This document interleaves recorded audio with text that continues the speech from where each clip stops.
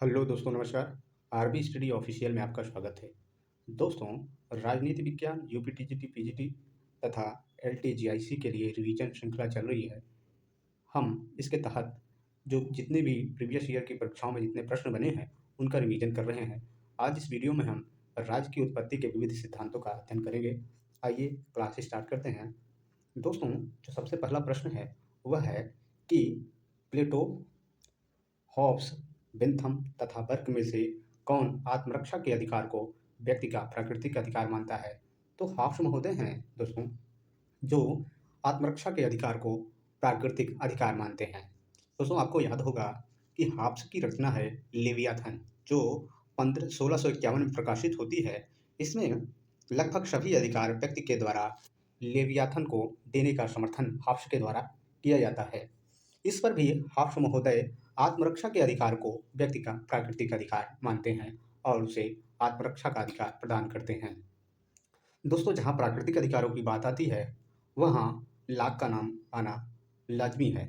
Lock महोदय 3 प्रकार के अधिकार को व्यक्ति का प्राकृतिक अधिकार मानते हैं, जिसके तहत लाइफ, लिबर्टी एंड प्रॉपर्टी, जीवन, स्वतंत्रता और संपत्ति के अधिकार लॉक महोदय ने बताए हैं। अगला प्रश्न देखते हैं दोस्तों।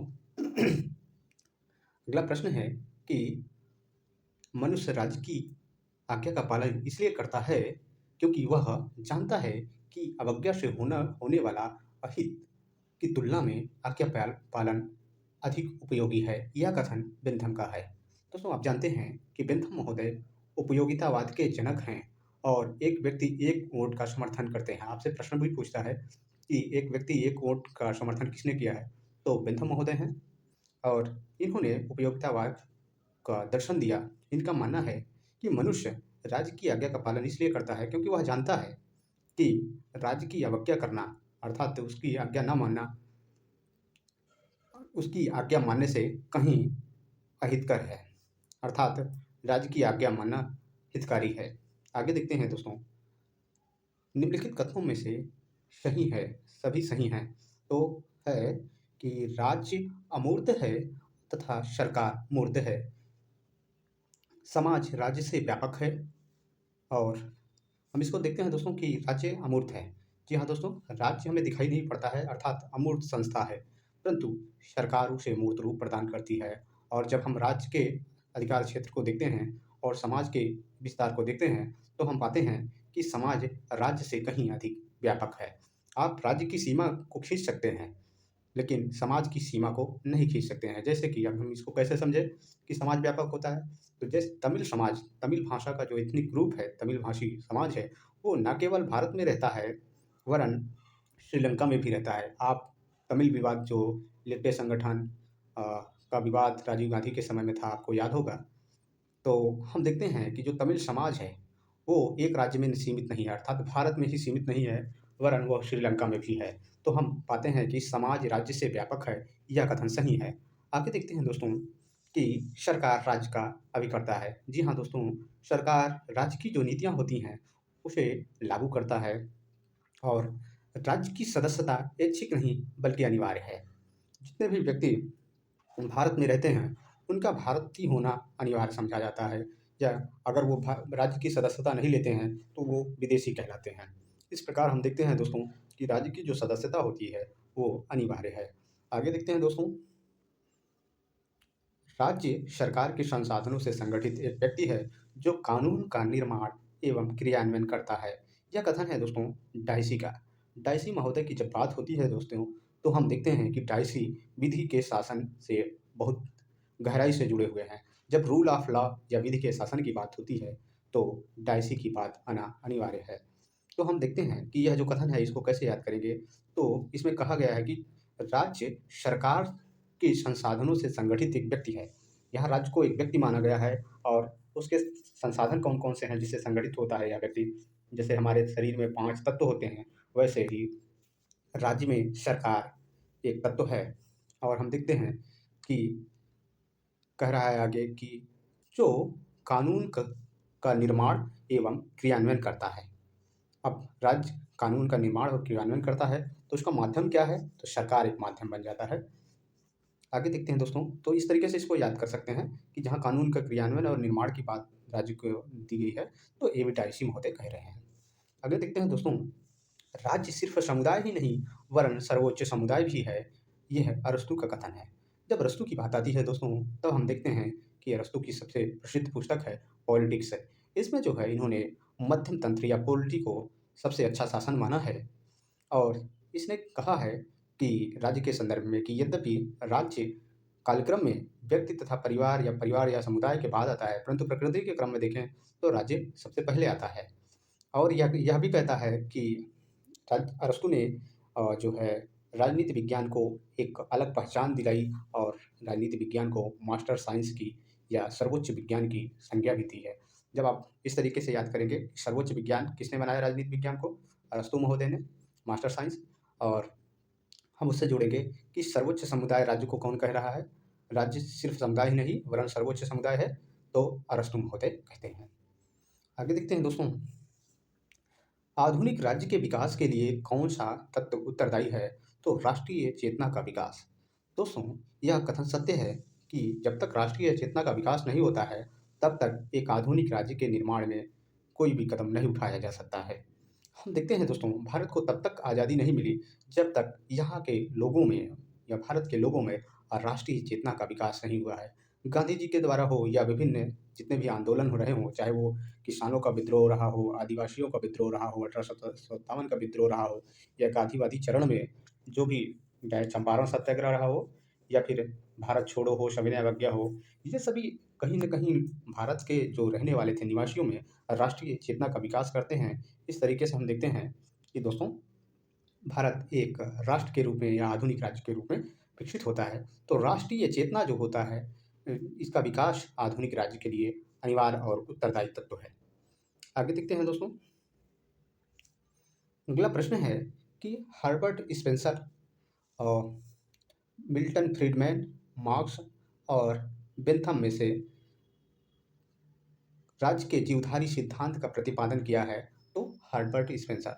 दोस्तों, हर्बर्ट स्पेंसर जो हैं ये राज्य के जीवधारी सिद्धांत या ऑर्गेनिक थियरी ऑफ स्टेट जिसे हम कहते हैं आंगिक सिद्धांत, इसका प्रतिपादन किया है।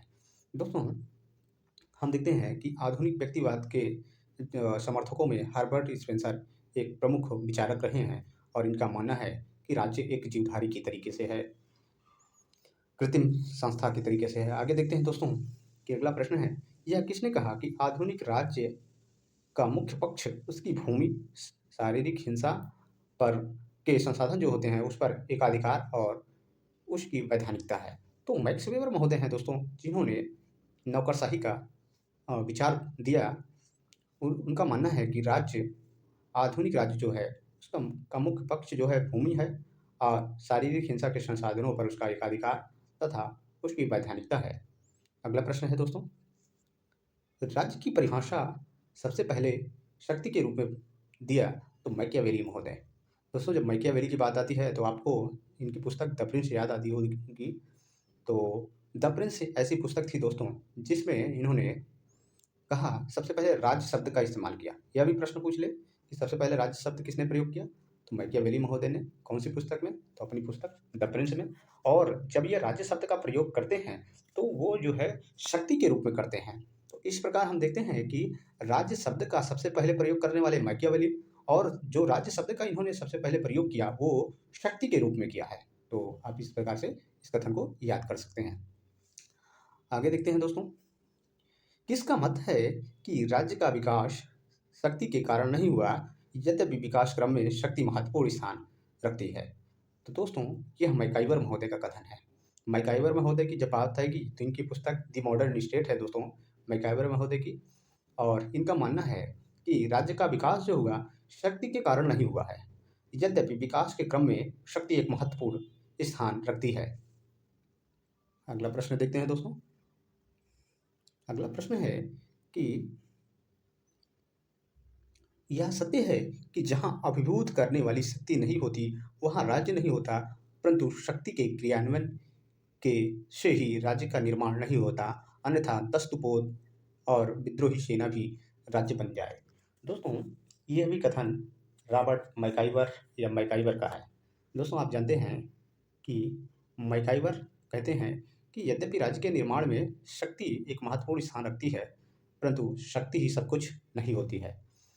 कह रहे हैं कि मैकाइवर महोदय कहते हैं कि यदि ऐसा होता कि शक्ति ही सब कुछ होती, तो राज्य के बनने में तो जो 10 तोपोत होते हैं, आप समुद्री लुटेरों की बात सुनते होंगे, समुद्री लुटेरे जो होते हैं और विद्रोही सेना जो सैनिक विद्रोह होते हैं, इस प्रकार से यदि देखा जाए तो उनके पास शक्ति तो होती है, परंतु वो राज्य तो बन नहीं पाते हैं।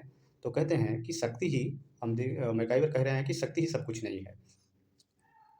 इस प्रकार से इस कथन को याद कर सकते हैं। आगे देखते हैं दोस्तों, अगला प्रश्न है, राज्य की उत्पत्ति के सबसे प्राचीन सिद्धांत कौन सा है? तो दैवीय उत्पत्ति का सिद्धांत राज्य की उत्पत्ति का सबसे प्राचीन सिद्धांत है। इसको तो आप जानते हैं कि कैसे याद करेंगे, तो देवता या फिर देव सबसे प्राचीन माने जाते हैं। तो आप जान लीजिए कि राज्य की उत्पत्ति का सबसे प्राचीन सिद्धांत कौन सा है? तो दैवीय उत्पत्ति का सिद्धांत है। आगे देखते हैं दोस्तों, राजनीतिक दार्शनिकों हॉब्स, लॉक, मॉन्टेस्क्यू, रूसो का ऐतिहासिक क्रम क्या रहा है? तो दोस्तों सबसे पहले आते हैं हॉब्स, लॉक, मॉन्टेस्क्यू और रूसो। इस प्रकार से क्रम आप कैसे याद करेंगे इसको? तो जैसे आप याद करते हैं हॉब्स, लॉक, रूसो, तो हॉब्स, लॉक, आप डायरेक्ट रूसो पर पहुंच जाते हैं। तो आपको रूसो के पहले ही मॉन्टेस्क्यू, ऐसे करना है कि हॉब्स, लॉक, रूसो, रूसो के पहले मॉन्टेस्क्यू। ये जो एक लाइन हमने बताई, हॉब्स, लॉक, रूसो, रूसो के पहले मॉन्टेस्क्यू, एक लाइन सीधे याद करेंगे तो भी याद हो जाएगा। या फिर इसको हम देखते हैं किस तरीके से याद करेंगे। तो हॉब्स को एच से, लॉक को एल से, इसको एम से और रूसो को आर से याद करेंगे।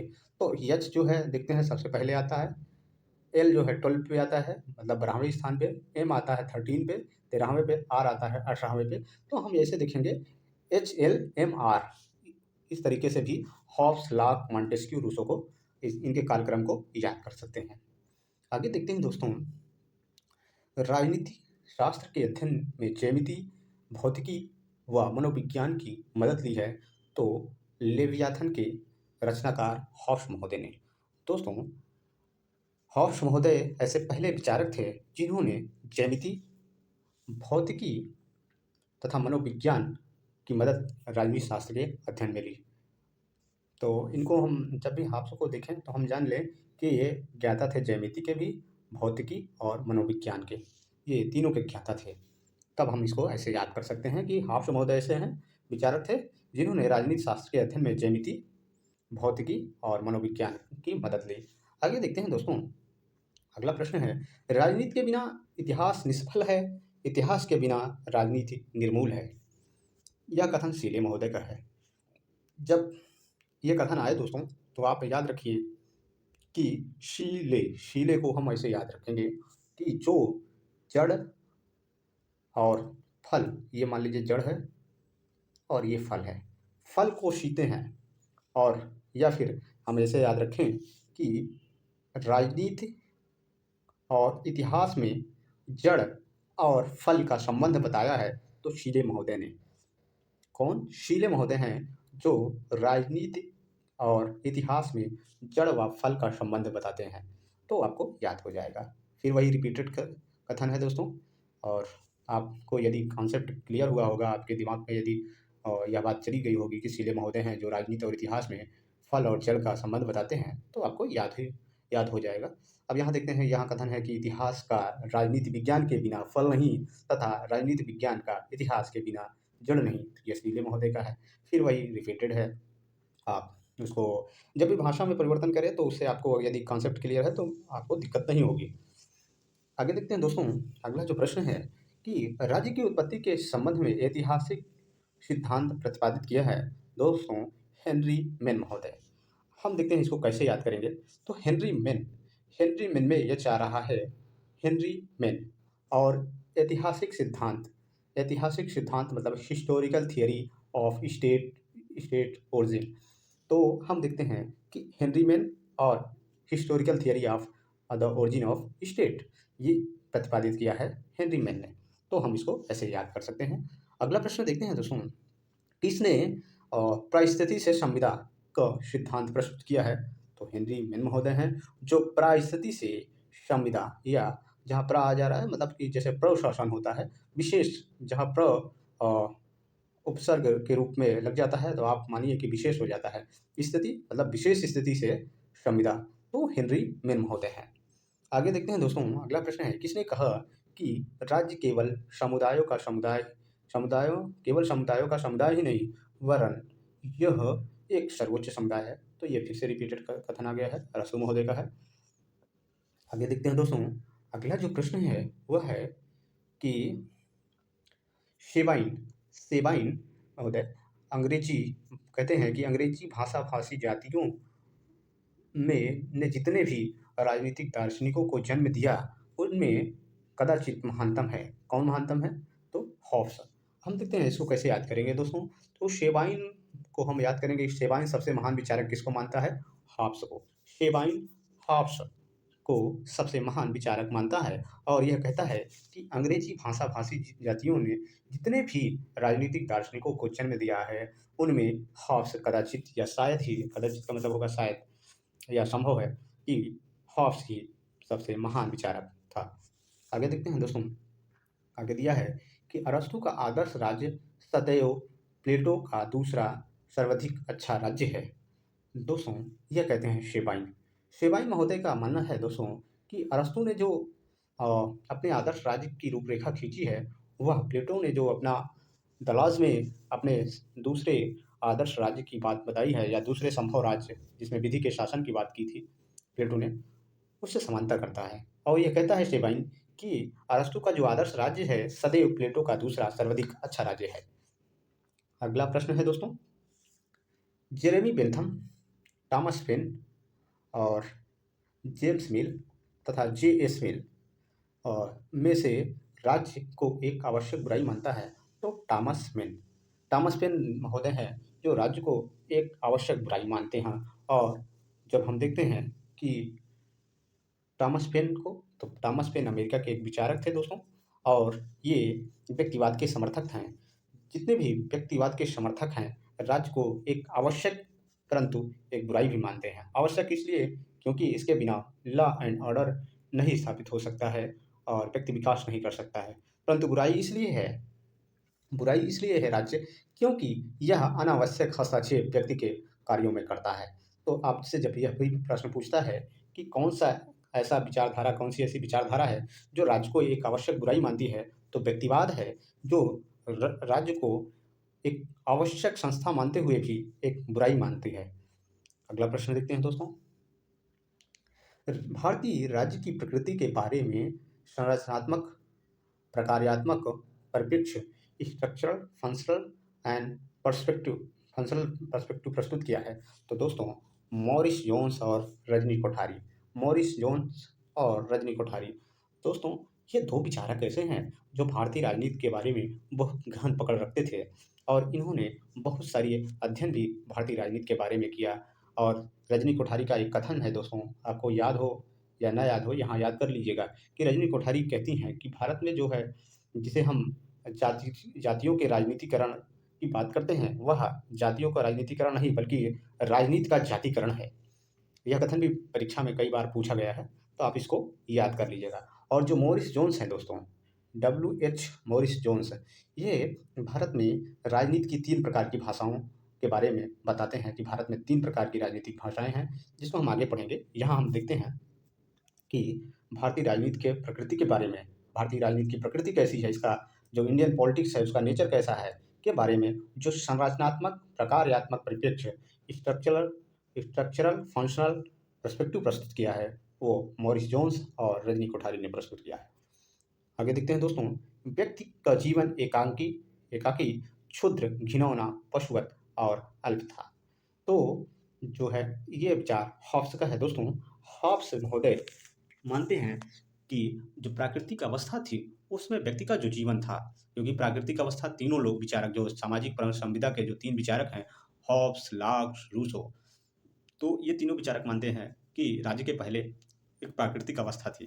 परंतु हॉब्स ही तीनों में से है जो मानता है कि व्यक्ति का जो जीवन था प्राकृतिक अवस्था में, वो एकाकी, क्षुद्र, घिनौना और पशुवत था और बहुत ही अल्प आयु का था। दोस्तों, हम देखते हैं कि हॉब्स महोदय हैं जो लेवियाथन का लेवियाथन लिखते हैं और उसमें इसीलिए क्योंकि वो जो है जो 1688 की आप जानते होंगे क्रांति रही अ ब्रिटेन की, उससे कहीं न कहीं खिन्न थे और जो सिविल वार जैसी कंडीशन ब्रिटेन में बनी थी, उससे कहीं न कहीं घबराए हुए थे और ये कहते भी हैं कि मेरी माँ ने भय और मुझे 2 जुड़वा बच्चों को जन्म दिया, हॉब्स महोदय। तो इसी से जो है भयभीत हो कर के वो कहते हैं कि जो जब राज्य की का समर्थन करते हुए कहते हैं कि जो प्राकृतिक अवस्था थी उसमें व्यक्ति का जीवन एकाकी, क्षुद्र, घिनौना तथा पशुवत व अल्प था। इसीलिए दोस्तों लेवियाथन को एक सर्वशक्तिमान या सभी शक्तियाँ लेवियाथन को सौंपने का समर्थन किया। इस पर भी जो है हॉब्स व्यक्ति को आत्मरक्षा का अधिकार प्रदान करते हैं, जैसा कि हम आगे देख चुके हैं। दोस्तों यहाँ जो मैं व्याख्या कर रहा हूँ, उसके पीछे सीधा उद्देश्य मेरा यह है कि आपको थोड़ा-सा समय ज़रूर लगे, परंतु आप कोरिलेट करके पढ़ें ताकि आपको याद करने की जो आपकी क्षमता है वो बढ़े। आगे देखते हैं दोस्तों, किसी सभ्य समुदाय के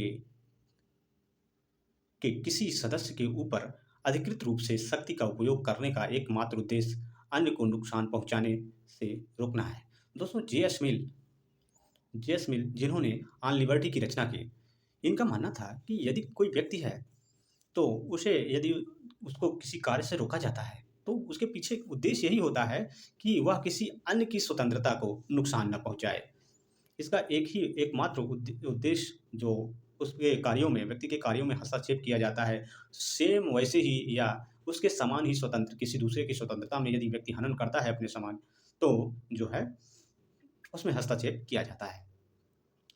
अब आगे देखते हैं दोस्तों, अगला प्रश्न जो है वो है हॉब्स के अनुसार प्राकृतिक अवस्था में मानवीय जीवन एकाकी, क्षुद्र, निर्धन, निंदनीय और अल्पकालिक था। इसको तो हमने पहले भी देखा। आगे देखते हैं दोस्तों, हॉब्स हॉब्स के अनुसार प्राकृतिक अवस्था का युग जो है निरंतर संघर्ष का युग था। दोस्तों हॉब्स को हम जब भी देखेंगे तो हम देखेंगे कि एक विकृत या बेकार प्राकृतिक अवस्था का चित्रण बहुत ही संघर्षशील, निंदनीय अर्थात निंदा करने योग्य या आलोचना करने योग्य, निर्धन, एकांकी, क्षुद्र प्राकृतिक अवस्था के बारे में बताता है।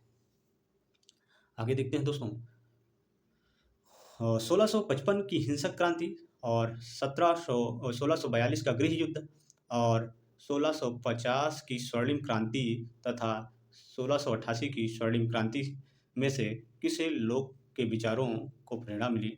तो लॉक यहाँ है, ठीक, लॉक के विचारों को प्रेरणा मिली, तो लॉक महोदय के विचारों को प्रेरणा जो मिली वो है 1688 की जो स्वर्णिम क्रांति रही है उससे मिली। दोस्तों जहाँ लॉक 1688 की जो क्रांति है इसकी प्रशंसा करता है, वहीं हॉब्स 1655 की जो हिंसक क्रांति थी और 1642 का जो गृह युद्ध था तथा 1650 की जो स्वर्णिम क्रांति थी, इससे कहीं न कहीं भयभीत था। इसीलिए इसने लेवियाथन की रचना की। ठीक, आप दोनों को जोड़ लीजिएगा, हॉब्स और लॉक को, तो आपको ये याद हो जाएगा। इस तरीके से जोड़कर जब आप इंटरलिंक करके चीज़ों को याद रखेंगे, तो आपको आसानी से याद हो जाएगा। आगे देखते हैं दोस्तों, सामान्य इच्छा के प्रति वास्तविक आपत्ति यह है कि जहाँ तक यह सामान्य है, इच्छा है, सामान्य नहीं है और जहाँ तक सामान्य है, यह इच्छा नहीं है। दोस्तों एल.टी. हाबहाउस मानते हैं कि जो रूसो के द्वारा सोशल कॉन्ट्रैक्ट में जो सामान्य इच्छा का प्रतिपादन किया गया, आप इसको याद रखिए कि रूसो अपनी पुस्तक सोशल कॉन्ट्रैक्ट में सामान्य इच्छा का विचार देते हैं और इसी की आलोचना एल.टी. हाबहाउस महोदय ने की और इन्होंने कहा, आलोचना करते हुए कहा कि जहाँ तक जो सामान्य इच्छा है, जहाँ तक यह इच्छा है, वहाँ तक सामान्य नहीं है और जहाँ तक सामान्य है, यह इच्छा नहीं है। ठीक, अर्थात सामान्य और इच्छा दोनों में अंतर बताया और इनमें संबंध बताया कि ये एक दूसरे के साथ नहीं रह सकते हैं। और कौन है? एल.टी. हाबहाउस। आगे देखते हैं दोस्तों, अगला जो प्रश्न है, प्राकृतिक अधिकारों का सिद्धांत एक भाग है दोस्तों।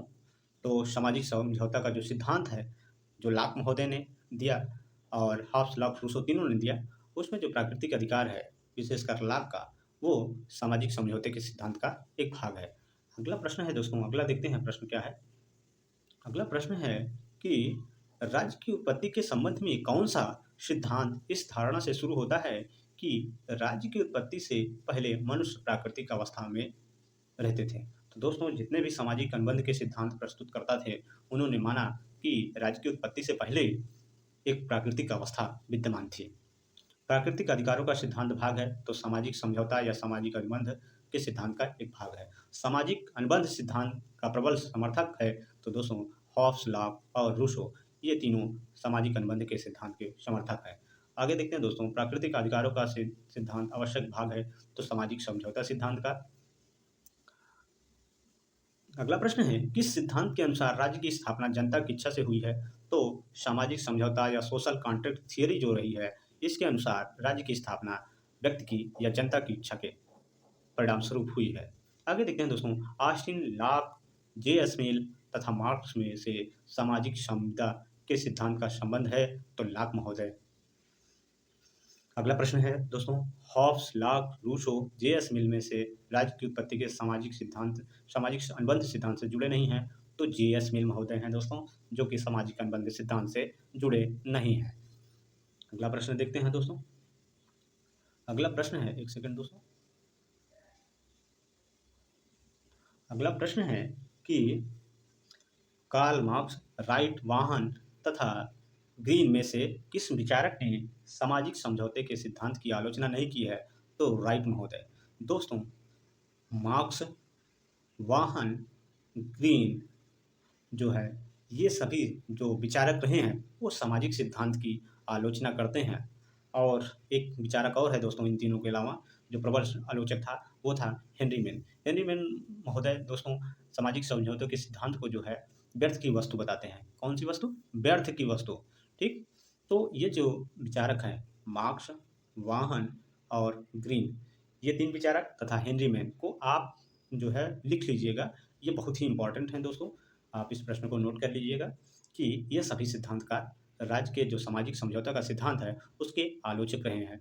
ये आप अब जब भी टेस्ट सीरीज उठा के देखिएगा या प्रीवियस ईयर की जितनी भी पेपर हुए हैं, चाहे जिस आयोग के रहे हों, असिस्टेंट प्रोफेसर हो, LTGIC हो, यूपी टीजीटी पीजीटी हो, लगभग सभी में रिपीटेड प्रश्न रहा है, तो आप इसे नोट करिएगा। आगे देखते हैं दोस्तों, social contract, Leviathan, on liberty, two treatises on government में से कौन सी रचना एक साम्यवादी विचारक की नहीं है? तो दोस्तों ऑन लिबर्टी जो है ये मिल की पुस्तक है, जबकि सोशल कॉन्ट्रैक्ट रूसो की रचना है, लेवियाथन हॉब्स की रचना है, ट्रू ट्रीटीज ऑन गवर्नमेंट ये रचना है लॉक की।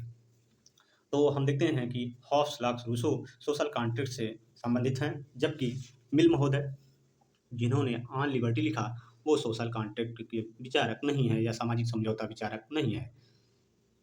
अगला प्रश्न है दोस्तों, सामाजिक संविदा सिद्धांत के अनुसार राज्य एक मानवकृत संस्था है। दोस्तों, जो सामाजिक समझौता हुआ उसमें हम देखते हैं कि जो सामाजिक समझौते से पहले प्राकृतिक अवस्था थी उसमें कहीं न कहीं कुछ कमियां थीं। सुरक्षा के दृष्टिकोण से व्यक्तियों ने जो है आपस में एक समझौता किया और राज्य का निर्माण किया। तो हम देखते हैं कि राज्य मानव के द्वारा समझौते के बाद बनाई गई एक संस्था है, अर्थात मानवकृत या मानव निर्मित संस्था है। अगला प्रश्न है दोस्तों, सामाजिक अनुबंध सिद्धांत किस पर आधारित है? तो व्यक्तिवाद पर आधारित है। सामाजिक अनुबंध सिद्धांत व्यक्तिवाद पर आधारित है। जैसा कि हम जानते हैं दोस्तों, उदारवाद या व्यक्तिवाद के जनक माने जाते हैं लॉक महोदय। और क्योंकि लॉक महोदय ऐसे पहले विचारक थे जिन्होंने प्राकृतिक अवस्था में भी व्यक्ति को लाइफ, लिबर्टी एंड प्रॉपर्टी, जीवन, स्वतंत्रता और जो है संपत्ति के अधिकार को प्रदान करते हैं, तो हम देखते हैं कि लॉक महोदय एक व्यक्तिवादी और उदारवादी विचारक हैं। इस प्रकार से हम देखते हैं। और जब हम हॉब्स की बात करते हैं तब भी जो है हॉब्स व्यक्ति को आत्मरक्षा का अधिकार देता है। तो हम देखते हैं कि जो सामाजिक अनुबंध का सिद्धांत है वो कहीं न कहीं व्यक्तिवाद के सिद्धांत पर आधारित है। अगला प्रश्न देखते हैं दोस्तों, प्लेटो, बेंथम, हॉब्स तथा बर्क में से आत्मरक्षा के अधिकार को व्यक्ति का प्राकृतिक अधिकार मानता है? तो हॉब्स महोदय हैं, इसको हमने पहले भी देखा है। अगला प्रश्न है, हॉब्स व्यक्ति को संप्रभु की अवज्ञा करने का अधिकार देता है, कब देता है? तो आत्मरक्षा के लिए। हॉब्स का मानना है दोस्तों कि व्यक्ति राज्य की या संप्रभु या लेवियाथन की अवज्ञा तभी कर सकता है जब व्यक्ति की आत्मरक्षा की बात हो। अगला प्रश्न देखते हैं दोस्तों, किसने कहा है कहा कि प्राकृतिक अवस्था में युद्ध और हर व्यक्ति का सब लोगों के विरुद्ध युद्ध था। तो हॉब्स महोदय हैं जो प्राकृतिक अवस्था को दोस्तों एक निंदनीय आलोचक या फिर निरंतर संघर्ष, युद्ध की अवस्था या निकृष्टतम निर्धनता और एकाकी अवस्था के रूप में प्रस्तुत करते हैं प्राकृतिक अवस्था को। तो हम जब देखें कि प्राकृतिक अवस्था को कहीं हीन भावना के साथ दिख रहा है, तो वो जो है हॉब्स महोदय ही है। तो इसमें देखते हैं कि प्राकृतिक अवस्था में युद्ध और हर व्यक्ति का सब लोगों के विरुद्ध युद्ध था, यह कथन है हॉब्स महोदय का। अगला प्रश्न है दोस्तों, लाक के अनुसार लोगों ने समझौता इसलिए किया था ताकि उनके अधिकारों की रक्षा हो सके। दोस्तों, जो two treatises on civil government पुस्तक लाक ने लिखी है, two treatises on civil government, यह पुस्तक लिखी है लाक महोदय ने।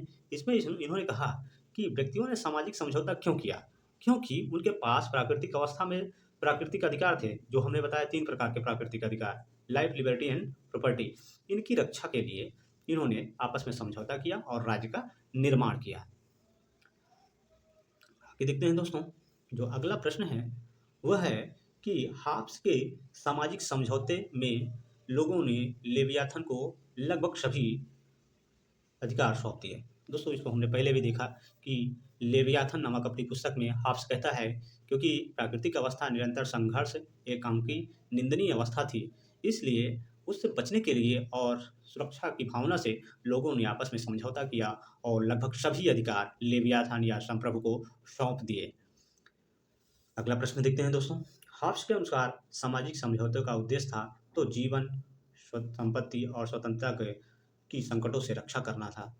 वैसे तो देखा जाए दोस्तों, तो ये लाइफ, लिबर्टी एंड प्रॉपर्टी ये हॉब्स का नहीं बल्कि लाक का है, तो यहाँ गलती से दे दिया है दोस्तों।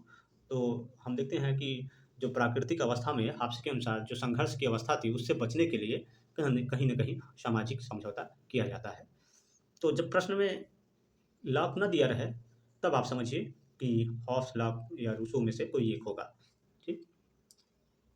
अगला प्रश्न है दोस्तों, प्रत्येक व्यक्ति सबके हाथों में अपने को समर्पित करते हुए किसी के भी हाथों में अपने को समर्पित नहीं करता है, रूसो कहते हैं। दोस्तों, रूसो कहते हैं कि व्यक्ति में 2 प्रकार की इच्छा होती है। एक सामान्य इच्छा होती है जिसे जनरल विल कहता है, एक तात्कालिक इच्छा होती है, तात्विक इच्छा होती है। दोस्तों, जो सामान्य इच्छा होती है वो सभी लोगों में सभी के हित की इच्छा होती है। सभी व्यक्तियों में जब आप देखते होंगे दोस्तों, आपके मन में कहीं न कहीं एक कोने में सभी के हित की जो भावना होती है, उसी जो भावना है प्रत्येक व्यक्ति में यह भावना होती है कि समाज का हित हो, मेरे हित के साथ-साथ समाज का भी हित हो, किसी का अहित ना हो।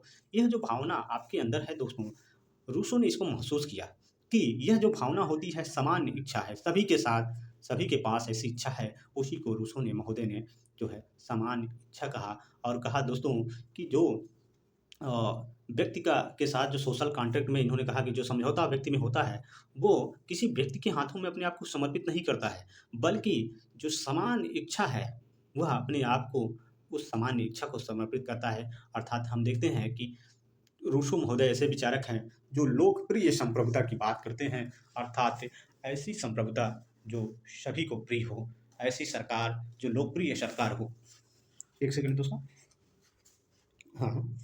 तो हम देखते हैं दोस्तों कि रूसो कहता है कि व्यक्ति जो होता है वो अपने आप को किसी के हाथ में समर्पित नहीं करता, बल्कि अपनी जो 2 प्रकार की इच्छाओं में जो सामान्य इच्छा होती है उसको समर्पित करता है, अपने आप को अपने हाथों में ही समर्पित करता है।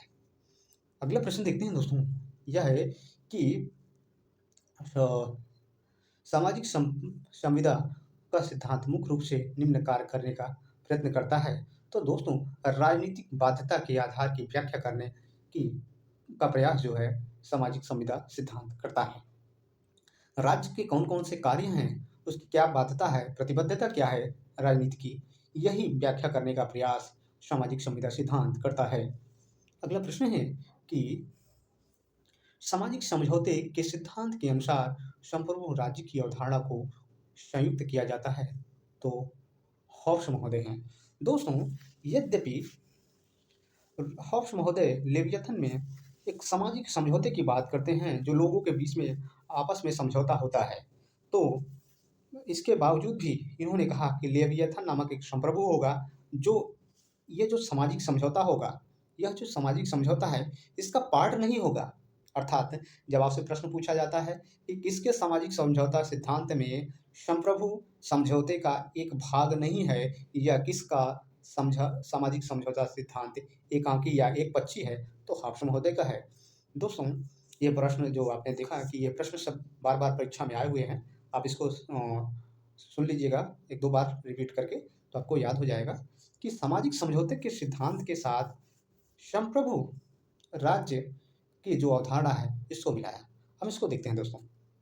ये कुछ लोग मान लीजिए, ठीक, जो कि प्राकृतिक अवस्था में थे, और प्राकृतिक अवस्था का जैसा चित्रण इन्होंने किया हर्ष महोदय ने, उसको हमने पीछे देखा भी कि दोस्तों ये लोग आपस में समझौता करते हैं, और एक कोई अन्य व्यक्ति जिसको कि हर्ष महोदय लेवियाथन कह रहे हैं, लेवियाथन कह रहे हैं, इसको शक्ति देने की बात कर रहे हैं।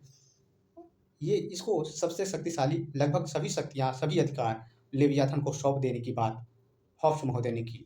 तो हम देखते हैं कि सामाजिक समझौता सिद्धांत को, यद्यपि समझौता लोगों में होता है, आपस में होता है, लेकिन एक संप्रभु, जो कि सारे निर्णय लेने में समर्थ होता है, एक संप्रभु राज्य की अवधारणा को इससे जोड़ दिया है, वो है हॉब्स महोदय ने। इतनी देर की व्याख्या के बाद तो आपको यह प्रश्न याद ही हो गया होगा। 2-3 प्रश्न जो है आपसे ज़रूर बन जाएँगे इससे, जितनी व्याख्या हमने दी। आगे देखते हैं दोस्तों। प्राकृतिक अवस्था शांति, सद्भाव, पारस्परिक सहयोग तथा सुरक्षा की अवस्था है। दोस्तों, ये है चित्रण जो प्राकृतिक अवस्था का प्रस्तुत किया, वो लाक महोदय ने। अब देखिए लाक और जो है हॉब्स की प्राकृतिक अवस्था में कितना अंतर है दोस्तों। अब देखिए कह क्या रहा है, लाक कहता है कि प्राकृतिक अवस्था शांति, वहाँ क्या संघर्ष की अवस्था, हॉब्स क्या कहता है संघर्ष की अवस्था। क्योंकि आप जब इनके दोनों के जो ऐतिहासिक बैकग्राउंड के बारे में देखेंगे, तो कि जो है आपसे कहीं न कहीं गृह युद्ध जो ब्रिटेन में चल रहा था, उससे पीड़ित था, और यह कहता है कि मेरी माँ ने 2 जुड़वा बच्चों को जन्म दिया, मुझे और भाई को। तो यह जो है कहीं न कहीं इसमें भय की भावना आपस में समा गई थी। और वहीं लाक महोदय जो है 1688 की जो क्रांति रही है, गौरवपूर्ण क्रांति रही है, उससे जो है प्रभावित थे। तो इन्होंने शांति, सद्भाव, जो लाक महोदय हैं, वो जो प्राकृतिक अवस्था का चित्रण करते हैं, शांति, सद्भाव, पारस्परिक सहयोग और सुरक्षा की अवस्था के रूप में करते हैं। हम देखते हैं दोनों के में अंतर यहाँ देख लिए हैं, तो मुझे लगता है कि अब आपको ये समझ में आ गया होगा कि हॉब्स और लाक के विचारों में कितना अंतर आ गया रहा है, और क्यों एक दूसरे के विरोध में, या एक तरीके से तो है कि एक दूसरे से अंतर कर रहे हैं हॉब्स और लाक। आगे देखते हैं दोस्तों। यह किसने लिखा है कि हॉब्स की प्राकृतिक दशा का दैत्य मनुष्य कभी नहीं हो सकता। दोस्तों, स्पिनोजा या स्पिनोजा महोदय हैं, जो एक विचारक हैं। इन्होंने कहा कि हॉब्स की जो प्राकृतिक दशा है का दैत्य, जिसे कि लेवियाथन कहता है हॉब्स, मनुष्य कभी नहीं हो सकता है। यह आलोचना स्पिनोजा महोदय ने की है। आप इसको याद रखिएगा कि स्पिनोजा हॉब्स को कहता है कि हॉब्स के लेवियाथन के बारे में स्पिनोजा कहता है, नोजा कहता है, आप ऐसे याद रखिएगा, स्पिनोजा और लेवियाथन को कह रहा है कि कभी नहीं होगा मनुष्य, कभी नहीं होगा। स्पिनोजा कहता है लेवियाथन कभी मनुष्य नहीं होगा। ठीक, जो हॉब्स ने प्राकृतिक अवस्था में का दैत्य बताया है, वो मनुष्य कभी नहीं हो सकता है, ऐसा और स्पिनोजा महोदय कहते हैं। आगे देखते हैं दोस्तों। अगला जो प्रश्न है दोस्तों, वो है कि निम्न वक्तव्य राज्य की उत्पत्ति के विषय में मार्क्सवादी सिद्धांत को स्पष्ट करते हैं। तो दोस्तों, मार्क्सवादी सिद्धांत क्या मानता है कि राज्य की उत्पत्ति उत्पादन के शोषण परक संबंधों की रक्षार्थ हुआ है। दोस्तों, यदि आपने मार्क्स को नहीं पढ़ा है, तो या भी पढ़ा भी है, तो आपको ये कॉन्सेप्ट जरूर क्लियर होगा कि मार्क्स महोदय हैं जो मानते हैं कि औद्योगिक क्रांति के बाद 2 प्रकार के वर्ग आते हैं। कौन कौन से 2 वर्ग हैं? एक उत्पादक वर्ग है, और एक पूंजीपति वर्ग है, एक कामगार वर्ग या उत्पादक वर्ग है। यह जो है मालिक है, और ये जो है सर्वहारा है। ये पूंजीपति है, ये सर्वहारा है। तो ये जो 2 वर्ग हैं, यद्यपि काम तो जो है उत्पादक या सर्वहारा वर्ग या मजदूर वर्ग करता है, परंतु जो संपत्ति, जो आय होती है, उसका मालिक बन जाता है पूंजीपति वर्ग। तो हम देखते हैं कि मार्क्स महोदय इनमें संघर्ष की बात करते हैं और कहते हैं कि जो राज्य होता है दोस्तों, वो कहीं कहीं न कहीं राज्य जो है वो पूंजीपति 2 वर्ग थे। एक पूंजीपति है, ठीक? कैपिटलिस्ट क्लास, एक वर्कर क्लास। इसका जो है राज्य जो बनाया वो कैपिटलिस्ट क्लास ने बनाया और बनाएगा किस लिए? अपने हित के लिए बनाएगा ना भई।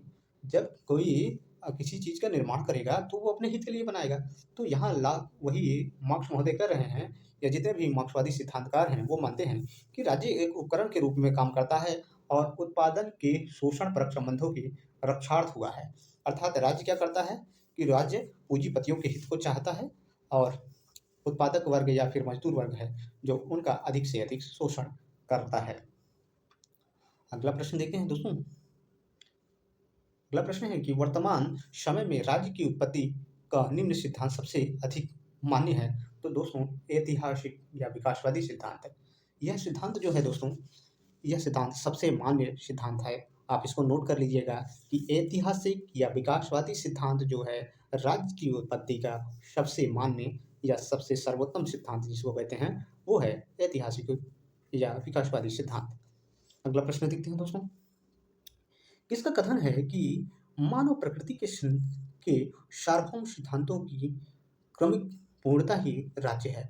तो बर्गेस महोदय मानते हैं कि मानव प्रकृति के सार्वभौम सिद्धांतों की क्रमिक पूर्णता ही राज्य है, बर्गेस महोदय। अगला प्रश्न देखते हैं दोस्तों।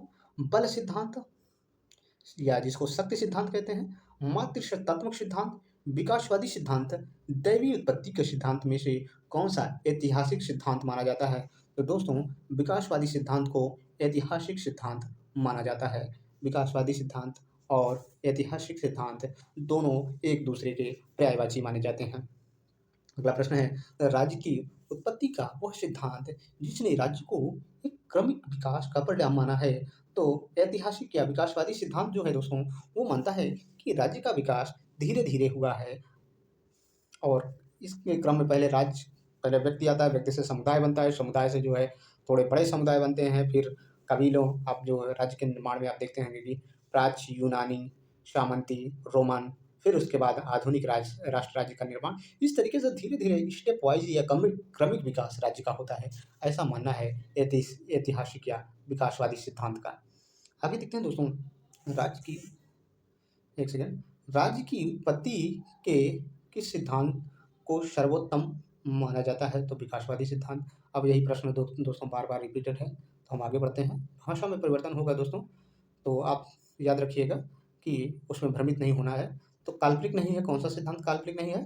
तो वो है ऐतिहासिक सिद्धांत। सर्वमान्य सिद्धांत कौन सा है? वो है विकासवादी या ऐतिहासिक सिद्धांत। आगे बढ़ते हैं दोस्तों। हाँ दोस्तों, जो अगला प्रश्न है, राज्य की उत्पत्ति के सामाजिक अनुबंध की विवेचना में जॉन लॉक के ने समर्थन किया है। तो दोस्तों सीमित राजतंत्र की अवधारणा का समर्थन लॉक महोदय ने किया है। लॉक महोदय जब सामाजिक समझौता सिद्धांत का प्रतिपादन करते हैं दोस्तों, उन्होंने इसमें लिमिटेड मोनार्की या सीमित राजतंत्र का समर्थन किया है। आगे देखते हैं। लॉक ने सामाजिक समझौते के सिद्धांत का उपयोग किया है तो उदार लोकतांत्रिक राज्य को न्याय संगत ठहराने के लिए।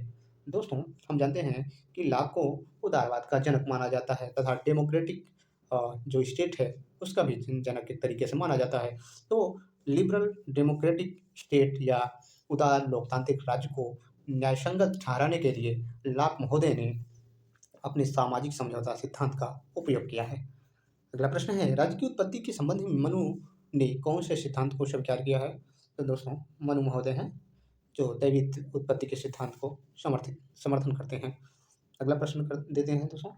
लॉक का सामाजिक अनुबंध सिद्धांत स्वतंत्रता का अधिकार पथ है। तो दोस्तों जो लॉक ने सामाजिक समझौता किया है वो कहीं न कहीं उसने उसमें जो प्राकृतिक अधिकारों की बात की वो जो है स्वतंत्रता का अधिकार पत्र भी कहलाता है। अगला प्रश्न है, राज्य का दैवीय सिद्धांत, सामाजिक समझौता सिद्धांत, विकासवादी सिद्धांत में से कौन सा सही व्याख्या करता है? तो दोस्तों राज्य की उत्पत्ति की सही व्याख्या करने में लगभग सभी सिद्धांत जो है अ, सीमित रूप में कुछ न कुछ व्याख्या करते हैं। अगला प्रश्न है, सामाजिक संविदा सिद्धांत या सामाजिक जो सोशल कॉन्ट्रैक्ट है का लेखक कौन है? तो रूसो महोदय। सोशल कॉन्ट्रैक्ट या सामाजिक संविदा के लेखक हैं रूसो महोदय। अगला प्रश्न देखते हैं दोस्तों, सामाजिक संविदा की रचना कब और किस भाषा में हुई? तो दोस्तों जो सोशल कॉन्ट्रैक्ट लिखी गई पुस्तक रूसो के द्वारा वो 1765 में लिखी गई और यह फ्रेंच भाषा में लिखी गई। आप इसको जरूर याद कर लीजिएगा। सोशल कॉन्ट्रैक्ट 1765 में, कभी कभी डेट मैचिंग करने को आ जाता है, तो 1765 में सोशल कॉन्ट्रैक्ट लिखी है रूसो ने, किस भाषा में? फ्रेंच भाषा में। अगला है, किस पुस्तक ने फ्रांस के राजनीतिक सुधारों के लिए हुई क्रांति में लोगों की प्रेरणा का कार्य किया है?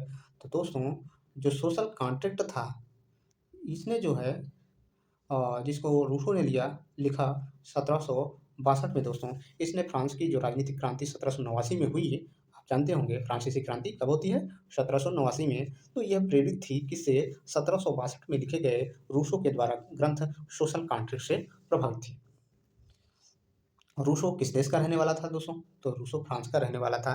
और अगला प्रश्न है, प्राकृतिक अवस्था वाले मनुष्य को आदर्श बर्बर या नोबल सेवेज कहता है रूसो महोदय। दोस्तों रूसो महोदय जो प्राकृतिक अवस्था में मनुष्य की बात करते हैं वो कहते हैं कि सभ्य जंगली या आदर्श बर्बर मनुष्य था। नोबल सेवेज या आदर्श बर्बर की संज्ञा देते हैं। आगे देखते हैं दोस्तों, अगला कुछ प्रश्न है, कथन दिए गए हैं दोस्तों विचारकों से संबंधित। तो थ्रेसी मेकर्स का कथन है दोस्तों, न्याय शक्तिशाली का हित है।